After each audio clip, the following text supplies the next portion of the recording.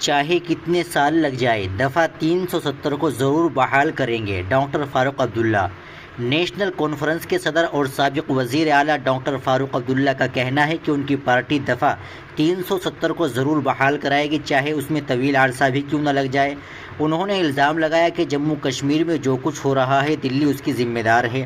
موصوف صدر نے ان باتوں کا اظہار پیر کو شمالی کشمیر کے ضلع بارہمولہ کے قصبہ پٹن میں نامہ نگاروں کے سوالوں کے جواب میں دینے کے دوران کیا۔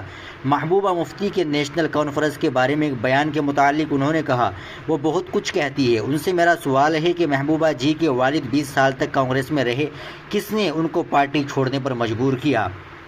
کانگریس لیڈر وقار رسول کے نیشنل کانفرنس کے ساتھ اتحاد کے بارے میں ایک بیان پر بات کرتے ہوئے ان کا کہنا تھا، وہ جو چاہے کہے، ہم کسی کو روک نہیں سکتے، لیکن ان کی جماعت کے ساتھ ہمارا الائنس ہے جو رہے گا۔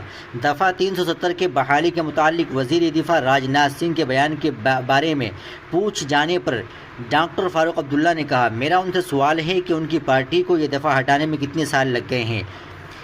ہمیں بھی کئی سال لگ جائیں گے، لیکن دفعہ 370 کو ضرور بحال کیا جائے گا۔ انہوں نے کہا کہ جموں کشمیر کے تمام لوگوں کی آواز ہے۔ ان کا کہنا تھا، بی جے پی نے جو نوکریوں کے وعدے کیے تھے وہ نوکریاں کہاں گئی؟